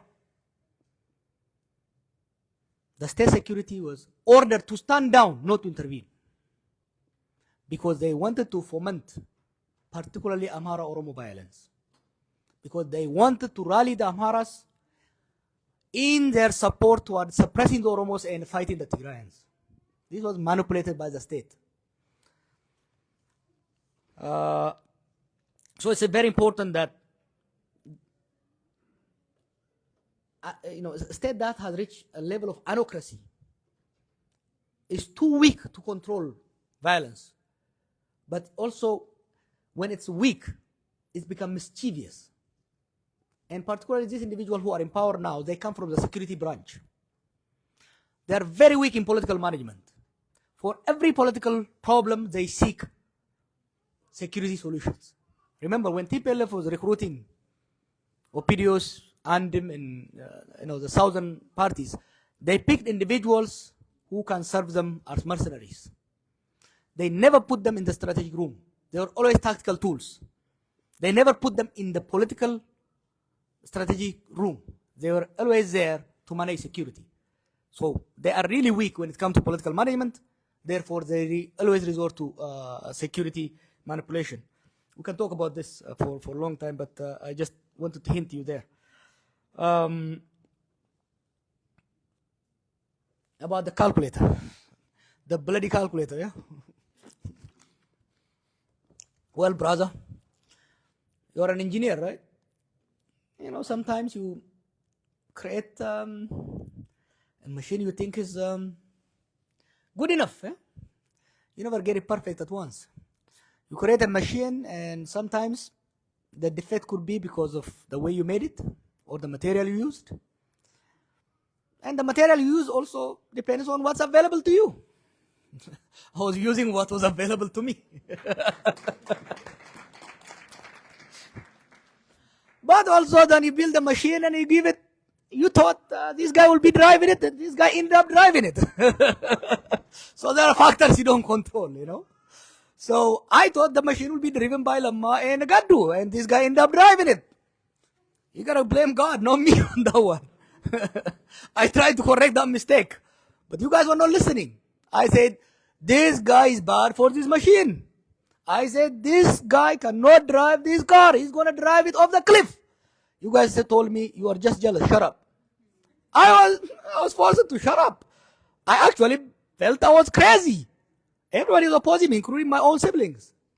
I said, this guy is bad for Oromos, bad for Opidio, bad for Ethiopia, bad for PRDF. Most people said, no, you have done the calculator. Give us the calculator and get out. And I said, okay. I started opposing. You guys told me to shut up. I shut up. Then you guys told me to provide critical support. I went home and tried to. You know, I tried, you know. So, yeah, well, about the next calculator. Well, I will choose better material to make it. The next one.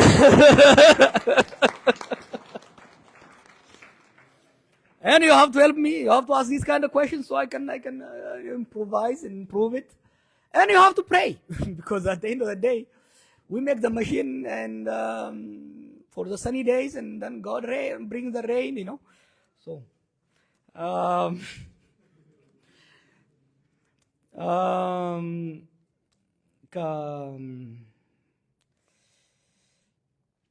darajeni kase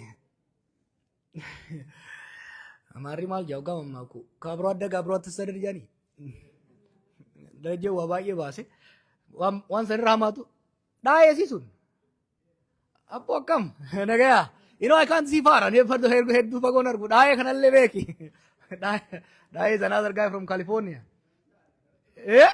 dardara date malayati these are people who raised me, you know. And jolum man beta dukumni siyasa oromo hunna kabe. You know, I think I was 6 when I first heard the word oromo. Sanya suman dibe mo janne mo tarre. Mal tane ka darajen jerefi. Bakka gara kenyang genye dubat inde bi. Daraje gafa ne bi mana kiyero ga e bakki yaru fat be daraje gaf tokko. Oso dufu namni biraa tokko immoo inni illeen eebba kiyyaa dhufaa jira. Karaa irratti walitti dhufan. Achi darajaan kun pro independence miti beek Itoophiyaanisti baruma sanuu. Garuu where are you from jennaani Itoophiyaa jedheen kun. Where in Itoophiyaa jennaani Oromiyaa jedhe darajeen. Mindin Oromiyaa kun jennaan de Itoophiyaa si fudhadhee Oromiyaan harkaa fuutaa jedhe.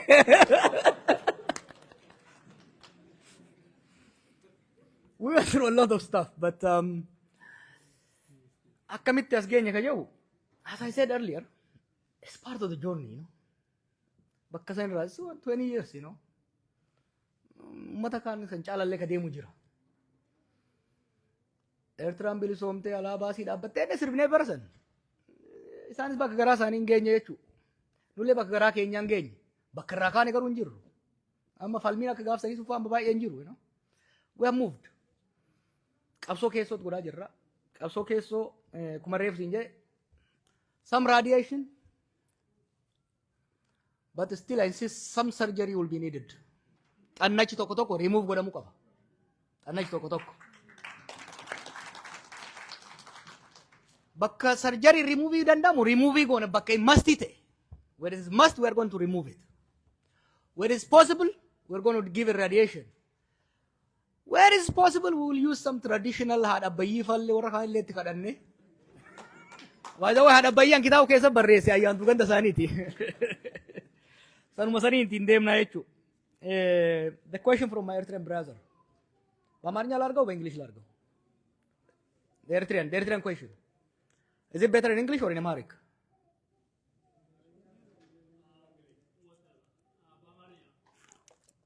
እሺ ኤርትራ ላይ ያለኝ አቋም ብዙ ሰዎችን ያነጋግራል። ግን I want to be honest. ኤርትራና የኢትዮጵያ ታሪክ ረጅም ነው። ብዙ ደም አፋሷል። ኤርትራና ኢትዮጵያ ሁለት ሀገረ መንግስት ሆነዋል፣ ሁለት ስቴት። ግን አንድ ማህበራዊና ኢኮኖሚያዊ አንድ ማህበረሰብ ነው፣ እንደ ኢኮኖሚም እንደ ማህበርም። Don't make mistakes. ይሄ ሶቨርኒቲ ምናምን የሚባለው ነገር ረገብ ማድረግ ያስፈልጋል። የኤርትራ ኢኮኖሚ የኢትዮጵያን ገበያ ማርኬትና ፕሮዳክሽን ያስፈልገዋል።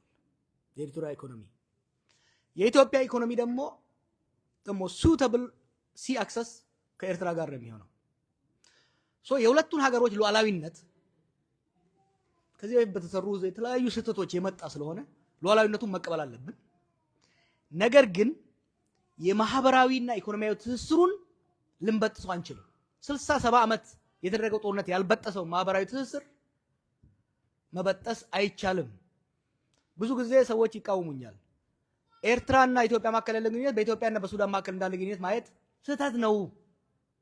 These are two states, same society, similar society. We need Eritrea, Eritrea needs us. Let's be very honest about this. ኤርትራና ኢትዮጵያ ስንል ኢሳያስና አብይን አይደለም ማየት ያለብን። የኤርትራን ፒፕልና የኢትዮጵያን ፒፕል ማየት ያስፈልጋል። ሶ ስናስብ በተለይ ለልጆቻችን ለሚቀጥለው ጄኔሬሽን ስናስብ አሁን ያለው የፖለቲካ ውጥረት እስካሁን ያለው የፖለቲካ ውጥረት የሚረግብበትን መንገድ እየፈለግን የኢኮኖሚ ኢንተርዲፔንደንሱን ማጠናከር ነው። ለምሳሌ ለውጥ ሲመጣ ለውጥ ሲቀርብ የውስጥ ብቻ ሳይሆን የኤርትራን መንግስትና የኤርትራን ምሁራን ነው የቀረብ ነው። አራውንድ 2017 የኢትዮጵያ ለውጥ ዳይሬክትሊ የኤርትራን መንግስትና የኤርትራን ህዝብ ኢምፓክት ስለሚያደርግ ለውጥ እየመጣ እንደሆነና በሁለቱም ያ ለውጥ የሁለቱን ሀገሮች ግንኙነት የሚያሻሽል እርቅ የሚያመጣ እንዲሆን ነው የፈለግነው። ኢኒሻሊ እና አብይ ሄዱበት ጥሩ ነበር 2018 2019 አካባቢ but if you look at it የዛ ጊዜ እኔም ስለ ነበረው ሌሎች ስለ ነበረው ይሄ ግንኙነት የአንድ ሰሞን ሰርግ እንዳይሆን የመለስና ኢሳያስ እና የሻቢያና የቲፒኤልኤፍ ግንኙነት በዛ መቆም አልነበረበትም። in 1990s it should have been elevated into a state to state institutional relationship የኢኮኖሚ ግንኙነታችን የድንበር ጉዳይ ሌጋል በሆነ ኔጎሺየትድ በሆነ መልኩ ተቋማዊ መልክ እንዲኖረው ማድረግ ነበረባቸው። ያን አለማድረጉ የሁለት መሪዎች የሁለት ፓርቲዎች ጉዳይ መሆኑ ኢቨንቹአሊ ሁለት መሪዎችና ሁለት ፓርቲዎች ይጣሉ ነገሮች ፈረሱ። I was pleading with the Eritrean government, the Ethiopian government, please do not repeat the mistake of 1990s. We need to institutionalize the relationship between the two countries. ያን ኢሱ ኪሱ የተባሉ ሲፎጋገሩ I was saying no. We need a relationship between two countries. They didn't do that. Look at 2018 እና 2019 ማከል ድንበሩ ሲከፈት ምን ያህል ንግድ ነው የጦፈው? ምን ያህል ነው ሰው የተቀራረበው? ወዲያው ግን ተዘጋ ማለት ነው። አንዱ ሁለተኛው ከፊንፊኔ ዘሎ ከአስመራ ጋር የሚደረግ ግንኙነት አይሰራም። ትግራይ እዛ አለ። It's a matter of geography, it's a matter of society. Tigray is key to Ethio-Eritrea relationship. So it has to be, the relationship has to be Asmara, Mekelle, Addis Ababa. ይሄን ማስተሳሰር ያስፈልጋል። እና ስለ ኢትዮጵያ ኤርትራ ስናወራ አንተ ያልከው ቡድንም እኛ ጋር ተቃዋሚ የሚለው I stay away from that issue purposely. ኮዙን አንደርስታንድ አደርገዋለሁ፣ ሁሉ ነገር አንደርስታንድ አደርገዋለሁ። why do I stay? እንደኔ የኢትዮጵያ ፖለቲከኞች የኤርትራ የውስጥ ጉዳዮች መግባት ነገር ያባብሳል እንጂ አይጠቅምም። የኤርትራ መንግስትም ሆኖ የኤርትራ ፖለቲከኞች በኢትዮጵያ የውስጥ ጉዳይ መግባት ያባብሳል እንጂ አያሻሽልም። ከዛ ይልቅ ግን የሁለቱ ማህበረሰብ ምሁራን የሁለቱ ማህበረሰብ አመራር ማህበራዊ ትስስሩ እንዲጠነክር በተለይ ደግሞ ኢኮኖሚያዊ ትስስሩ we need to go through three steps ሰፋ አድርገነው በተለይ ሆርን ኦፍ አፍሪካ ላይ ስንሄድ ብዙ ጊዜ ሰው የፖለቲካል integration ላይ ፎከስ ያደርጋል። we have to work towards regional integration but not on political we should not start from the political integration. አሁን የኮንፌዴሬሽን ምናምን የሚባለው we should really stay away from that. First let's focus on the economy. ትሬድ እንዲጠነክር አሁን ከ1998 ጦርነት በኋላ ብዙ ኤርትራዎች አምቼ ነው ስለሚባሉ ኢትዮጵያ የነበሩ በጣም ተባረው አፍሪካ ውስጥ these are very entrepreneurial የሆነ ሶሳይቲ ነው ያምቼ የሚባለው አምቼ መሰለኝ የሚባለው አይደል? በጣም entrepreneurial የሆነ ማህበረሰብ ከመሆኑ የተነሳ በአፍሪካ ውስጥ በሚድል ኢስት በደንብ ነው የሰሩት። ብዙ ነጋዴዎች ወጡ። 2018 በኋላ በብዛት መጥተው ኢትዮጵያ ውስጥ ማውላናቸውን አፈሰሱ። they contributed significantly to the economy. አሁን ደግሞ ከ2022 በኋላ ሁለቱ ሀገሮች መቃቃር ሲጀምሩ they are under pressure. ስለዚህ የሁለቱም ማህበረሰብ የንግድ ማህበረሰብም ኦፊሻል በሆነ መልኩ ኢንስቲትዩሽናል በሆነ መልኩ ማያያዝ ኢኮኖሚክ ኢንቲግሬሽኑን ማጠናከር በጣም ወሳኝ ነው። የወደብ ጉዳይም የሴኩሪቲ ጉዳይ መሆን የለበትም። እኔ ኢትዮጵያ መንግስት ወይም የኢትዮጵያ ሀገር የወደብ አክሰስ ለትሬድም ለሴኩሪቲም ለናቫል ቤዝም እንዲኖረው እፈልጋለሁ። but it shouldn't be with a threat to Somalia or Eritrea. It should be based on an understanding. የነዚህን ሀገራት የኢኮኖሚና ሴኩሪቲ ኢንሃንስ እንዲያደርግ ለምሳሌ ይሄ አካባቢ Gulf of Aden as well as Red Sea is becoming vital to global trade, to global politics. ኤርትራም ሆነ ሶማሊያ ብቻቸውን የሀገራቸውን ጥቅም በእነኚህ አካባቢ ላይ ማስጠበቅ አይችሉም። ከጎረቤታቸው ግን ማሲቭ አርሚ ያለው ማሲቭ ኢኮኖሚና ፖፑሌሽን ያለው ኢትዮጵያ የሚባል ሀገር አለ። እነዚህ ሶስት ሀገሮች ጅቡቲንም ጨምሮ አንዱን ለመደፍጠት ከመሄድ ይልቅ አንዱን ለማጠናከር የኢትዮጵያ የኢኮኖሚ ጥንካሬ የህዝብ ብዛት የሴኩሪቲ የሚሊተሪ ጥንካሬ የኤርትራ ጥንካሬ ሆኖ እንጂ መታየት ያለበት እንደ ኤርትራ ትሬት ፕሬዘንት መደረግ የለበትም በኢትዮጵያ መንግስትም። ሶ መጀመሪያ ኢኮኖሚክ ኢንቴግሬሽኑን ስናጠናክረው ያን ኢኮኖሚክ ኢንቴግሬሽን ለማጠናከር ደግሞ የሴኩሪቲ ኮኦፕሬሽን ያስፈልገናል።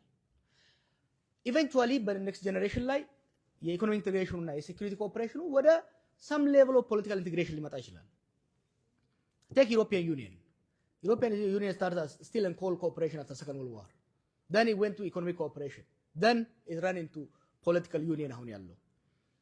Asia ላይ I went to school in Singapore. Asia የሚባለው አሁን በኢኮኖሚ ነው የጀመረው። Now it's moving a little bit towards security. East African community ብንወስደው it's moving. Now, በጣም ያስቀናል. The relationship between Kenya, Tanzania and Uganda particularly is incredible. It has moved from economic integration አልፎ አሁን ወደ political integration እየገባ ነው እና እኛም ጋር የሴኩሪቲ የፖለቲካል ትሬት ከማድረግ ይልቅ ኢኮኖሚክ ኢንቴግሬሽን ላይ ፎከስ ብናደርግ አይ ቲንክ የሁለቱ ሀገሮች የተሻለ ይሆናል። አንድ ነገር አስምሬ ባለፈው ሳምንት ኢትዮጵያ እየታመሰች ተረጋግታ የምታድግ ኤርትራ አትኖርም። ኤርትራ እየታመሰች ኤርትራ ትሬትን እየተደረገች የምታድግ ኢትዮጵያ አትኖርም። that's why አሁን አብይ የሚያደርገው ነገር መቆም አለበት። it's stupid, it's dangerous. ትላንትናም የማይሆን ስራ ነው የሰራው። ትግራይን ለመምታት ከኤርትራ ጋር መተባበሩ አደጋ ነበረው። አሁን ደግሞ የትግራይን ኃይል ይዞ ምክንያቱም እንደ ድሮ ሌላው ሞባላይዝ ማድረግ አይችልም። የተወሰነ የትግራይ ኃይል ይዞ ከኢሳያስ ጋር ለመዋጋት የሚያደርገው ሙከራ ለኤርትራ መጥፎ ነው፣ ለኛ መጥፎ ነው። ፓርቲኩላርሊ ኑቲ አካውሮሞ ወጥቷና ካደ ገሩን ቀብሉ። ምክንያቱም አልቲሜትሊ የሚመጣው ውጤት ኪሳራ ነው ለሁለቱም ሀገራት። why come on guys 70 years of war ምንድነው? የማንም ሰይጣን የሚጫወትብን ለምንድነው? why ይሄ ሁሉ ተሰዶ በየቦታው ሰው የተበተነው እኮ በጦርነት ምክንያት ነው። Eritrea is a beautiful piece of land. ብዙ ፈርቲላይዘር ያላት የትሬድ አክሰስ ያላት ለኢትዮጵያ በጣም አስፈላጊ የሆነ ድንበር ነው። and Ethiopia is a massive market and massive land. የሁለቱ ሀገሮች ኢኮኖሚክ ኢንቴግሬሽን እና ኢኮኖሚክ ኮኦፕሬሽን ይሄንን ህዝብ ከፍ የሚያደርግ አካባቢውን የሚያረጋጋ ነው። we need to get out of this security mentality. እኔ ለመኖር አንተ መሞት አለበት፣ እኔ ለመብላት አንተ መራዝና መራብ አለብኝ የሚለው አመለካከት it didn't work. ስታርት ከንጉሱ ዘመን ፌዴሬሽኑ ባይፈርስ ኖሮ የኢንዲፔንደንስ ጥያቄ አይመጣም ነበር። ያን ለመጨፈለቅ የመጣው ጦርነት አመጣ። አሁንም ቢሆን ኮኦፕሬሽን አይ ቲንክ የተሻለ አማራጭ ነው ብዬ ነው የማስበው። ጋፊ ቢራ dhimma Oromoo irratti gurbaan na gaafate dhimma Oromiyaa tana dhiifnee Itoophiyaa tana maal goonette dhagaya reefu feezii keessa dabarreessinii meemi revival, reconstruction, institutionalization, state power. All this is a means to an end. What the end is emancipation, is empowerment. It's about giving better life to each citizens, as citizens as well as a collective. Gaafi Oromoo of Ethiopia kan hoggaa kaafnu dhimma ideoloojiin godhina. Kamtu nageenya wayyaa nuu kenna. Nu jidduttis ollaa wajjinis. Kamtu diinagdeen keenya akka guddatu nu gargaara. Kamtu sirna dimokiraasii akka qabaannu nu gargaara. Kalee Oromiyaa jenneef maal jenneef by the way debating kun started in Eden 1960s. Elemoo fi Hussein Suraa jidduutti. Barrow was genius. Came up with the term self-determination about gaafa uumu as a way of reconciling. Amma immoo bakka irra jiru kanatti Abiy irraa fottooquu barbaada moo namni? Eenyu irraa fottooquu barbaada? And what's better for us? Ummata wajjin jirru kanaa wajjin yoo irraa baane maal jechuu jira? Eertiraa baatee sanii wajjin araara uumne economic integration uumuu qabna dantaa teenya jecha because we have to trade with our neighbors. To trade, we have to restore peace. One nagaya darambore so sontain, one nagaya for yesadim. Human security, political security, ummata Kenya ka for yesu. It's not, we have to choose between, option at the case. San case kan Oromo daf tau. Sabab salami biya sanitif katau. Ethiopia democratisani. Oromo ni sabni hundi qeefi irratti ifiniif bulcha. Biyyamo haqa walii eege waliin deemu. Is it going to be easy? No.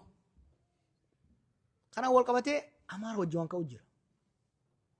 Nuufi Amaarri ummata gurguddaa lama. Historically wali bu'aa turre. We are rivals. Kun waan dho'ifamu miti. We have been rivals for hundreds of years. That doesn't change. But the rivalry does not have to go to war. We need to manage it. Diversity balleessuu hin dandeessu. Diversity sabootaa dhiisi ta gosoota Oromoo keessaa ta lafa Oromoo jidduu jirtu haqa walii eeguu irratti siistama haqa walii eegsisu fiduu irratti hojjechuu malee dhabamsiisuun hin danda'amu. Kanaaf dhugaadha. Humnoonni Amaara keessaa bayanii fi humnoonni Oromoo keessa jiran akkaataa seenaa kalee itti hubannu akkaataa seenaa gara fuulduraa itti hubannuu fi itti ilaaluu irra garaagarummaa qabna. Maal yaaltee jettee na gaafatte waan gaarii na gaafatte. Wanni Abii kun deemuu qaban jedhuuf isinitti himu. Abiyyis Mallasis waan silaa godhuu qaban godhuu dhabuudha. Yakki guddaan wanjalli guddaan isaan biyyatanii hojjetan. Mallas Amaaraa fi Oromoo Tigree sadeen kana. Lola sadeen kanaatiiti walti morkii fi kanatu Itoophiyaa tana uume irra caalaatti. Kana maaneej gochuurra adda qoqqooduu irratti fuulleffate. Isaatinaa jechaa turaniifi Oromoodhaan dhiphaa isaan hin timkatanyaa jechuu ture. Abii hidhanniirtu maal godhere 2018 irraa kaafne buleen cufaa keessa jiran Amaaraa mamaakirti kajaaniin ka keessa jiran marii hayyoota Amaaraaf Oromoo godhaa turre. Maal yaaltan ka jiru? Wanni yaaliin hin jiru biyya sanitti. Marii yaaluu turre. Marii kana maal godhe ni dhaabsise. ምን ያደርግ ነበር መሰላችሁ? በአማርኛ ልንገራችሁ። በተለይ የኦሮሞና የአማራ ጉዳይ ሲሪየስ ስለሆነ ለሁለቱ ማህበረሰብም ለኢትዮጵያ ሀገረ መንግስትም አደጋ የሚኖረው ስለሆነ ወደ ጦርነት መግባት ወደ ግጭት መግባት ይሄ ነገር ችግር ውስጥ እንዳይገባ ብዙ ጥረት አደረግን። ከ2018 2019 እስከ 2020 እስክንታሰር ድረስ የኦሮሞና አማራ ምሁራን እና አመራሮች ውይይት ነበር። በፕራይመሪሊ አቶ ሌንጮ ለታ የሚመራው የአማራ መማክርት ምሁራን ያሉበት ውይይት ነበር። አብይ አስቆመው። ምን ያደርግ ነበር? ኦሮሞ ሲሰበስብ አደገኛ የኦሮሞ ብሔረተኛ መስሎ ይጫወታል። አማራ ሲሰበስብ አደገኛ ኢትዮጵያኒስት ሆኖ ይጫወታል። ኢቨንቹዋሊ አዳንኩት ሄቹ eventually he stopped that one. We didn't give up. After I got out of prison in 2022, we started another initiative to bridge the gap between Amhara and Oromo leadership. This time, we wanted to correct the mistakes we thought that threatened Abiy.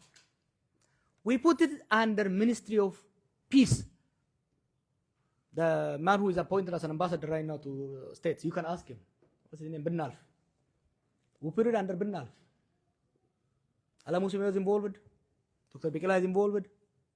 A number of Amhara Oromo intellectuals involved. I was behind the scene. I did not want to be actively visible because I felt that will threaten him. The Americans, the British funded it. There were 2-3 meetings, very productive, very promising meetings. Abiy intervened and stopped it. Why? Just like rulers before him, he feels when two large communities come together.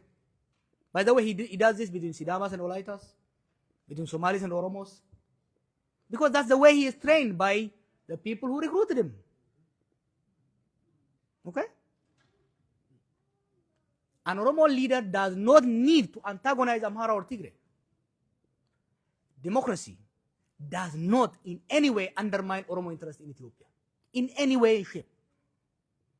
Therefore, we tried.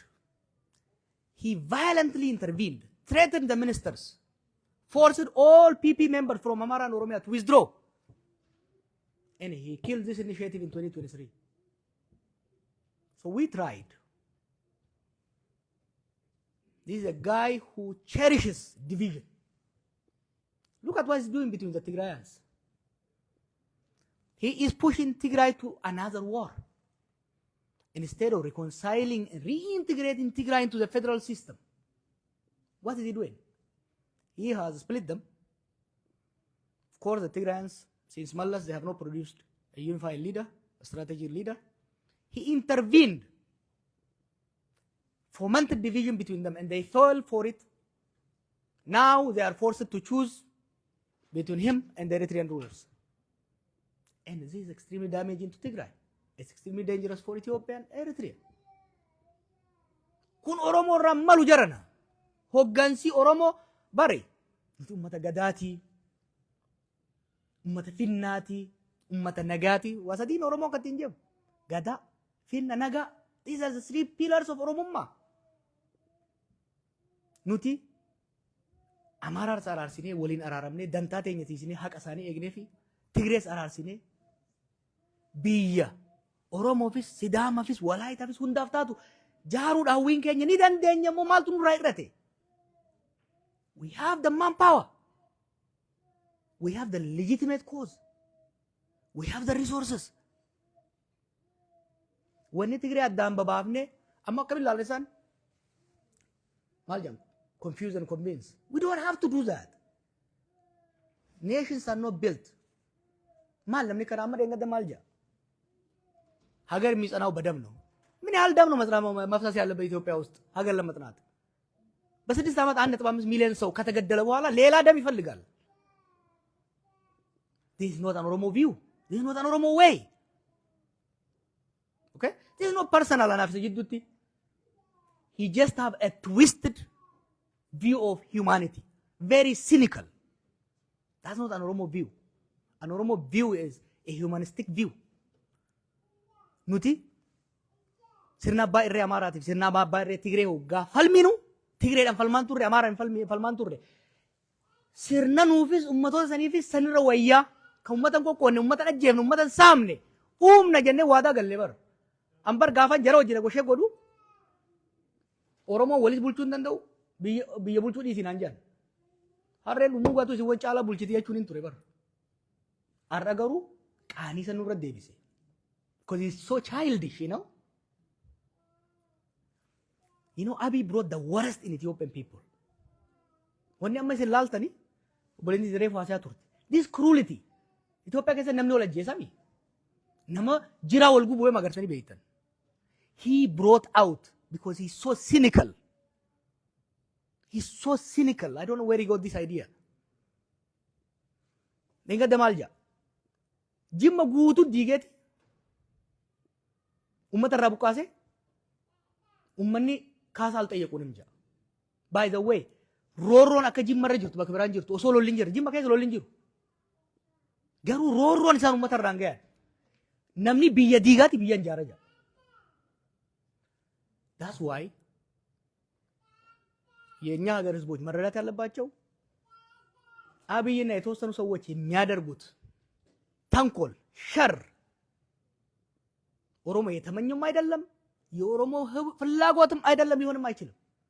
እኛ የምንፈልገው የታገልነው ጭቆና እንዲነሳልን በማንነታችን እንድንከበር በቀያችን ላይ እንዳንዘረፍ ከሌላው ማህበረሰብ ጋር ተወያይተን ተደራድረን ተከራክረን በቀያችን ላይ ራሳችን አስተዳድረን ሌላው ቀየው ላይ ራሱን አስተዳድሮ በፌደራላዊ ስርዓት ውስጥ በዲሞክራሲያዊ ስርዓት ስልጣንና ሀብት ተከፋፍለን ተከባብረን የምንተዳደርበት ሀገር መመስረት ነው የምንፈልገው። አይደለም በኢትዮጵያ ውስጥ ከጎረቤቶቻችን ጋር we want Eritrea back not by taking away their sovereignty. ኤሪትሪያ ከኢትዮጵያ ስትገነጠል የኢትዮጵያ አንድ አካል ነው የሄደው። ኢትዮጵያ ተጎዳች ኢኮኖሚካሊ። ያንን በደም የተገኘ ሉዓላዊነት መንጠቃም አይደለም ያለብን እኛ። ነገር ግን የኤርትራን ሉዓላዊነት አክብረን የፖለቲካ ሪኢንቴግሬሽን ያስፈልገናል። የኢኮኖሚ ሪኢንቴግሬሽን ያስፈልገናል። ከሶማሊያ ጋርስ we share large border። በዓለም ላይ አሁን ባለው ሁኔታ ከፍተኛ ኤክስፖርት የምናደርገው ለሶማሊያ ነው። የባሌ የአርሲ የሀረርጌ ምርት ሶማሊያ ነው ኤክስፖርት የሚደረገው። ይሄንን ኢንፎርማል ኤክስፖርት ፎርማላይዝ አድርገን የሶማሊያን ፊሽ እኮ ኤቭሪባዲ ዩዝ ኢት የነሱ ሜሪታይም ማስከብረን ጥቅማችንን የጋራ ማስከበር ነው የምንፈልገው። that is the Oromo vision for Horn of Africa. That's what Oromo wanted to offer። ስለዚህ አሁንም እየተካሄደ ያለው ነገር አይወክለንም። ዝም ብለን ደግሞ አንቀመጥም። we will fix it ቅድም በኦሮምኛ ብያለሁ። ካንሰር ነው ያለው ሲስተም። ከዚህ ካንሰር ውስጥ አንዳንዱ ሰርጂካሊ ሪሙቭ እናደርገዋለን፣ አንዳንዱን በኬሞቴራፒ በራዲዬሽን እናስተካክላለን፣ ሌላም በድዋ ይስተካከላል ማለት ነው። ከዛ በኋላ ለሁላችን የሚሆን ነገር እንገነባለን። ከናፍ ወር ፖርትላንድ ሁለ ከይሰ ነገራ ነምር ካንሲተኒ I'm so happy to be here. There is a lot of danger. There is a lot of challenge in the country. But there is also a lot of opportunity. Bakarra khane abboonni keenya dukkanatti iyya babaasan. Remember Adam Saad Dofa baalirra xalayaa baadhataniiti baatii takka miilaan deemanii Finfinnee dhufanii hoggaa isaan dhufanitti jaallan isaaniidhaa jiranii waraqaa nyaatan. Our technology is high. So we will use technology. Gaafa ilee fidaa Fibaaroon faan mootummaa dargii keessa hirmaatan. Nootii isaarraa hin arge yeroo hedduu naasaya. Oromoo digirii diploomaa qabdu kum tokko diploomaa qofa argate. Har'a miliyoonaan jira jechuudha. Wanni barbaachisu maali? Rakkoo jirtu waakkachuu. Mootummaa Oromootii jallattuus hamtuus teenya jallatteetum haa deemtu jallannaan fe'aan harree jallate ni kufa. Fuudhee siin kufa jechuudha. Sirreessuu qabna jechuudha. Jarri kun Oromoo mitii hin jeyina. Oromoodha. Oromoo jallaadha. Jallaa kana ciraan sirreessina. Ciraan cabsanii ofirraa kaafna jechuudha. Kana gochuudhaaf immoo haqas qabna. Beekumsas qabna. Kaleewuu gaafa baankiif taankiin nu harka hin jirre sirreessine. Har'a rakkoon Oromoo humna dhabuu miti. Har'a humna isteetii qaba Oromoon. Rakkoon irra jiru maali? Humna san West godhu jira. Droonis kilaashis hidhatee jira.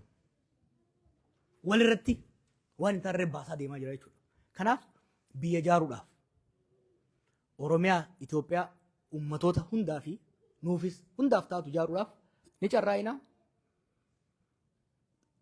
Hojii teessanii jabaadha. Work hard. Work hard. Earn more. Own your own business.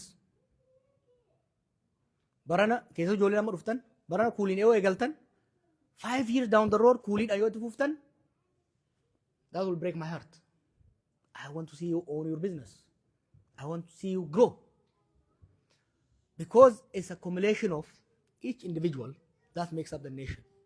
Kanaaf jabaadhaa rabbi nagaa walitti nu haa deebisu nagaan naa bulaa isin jaalladha.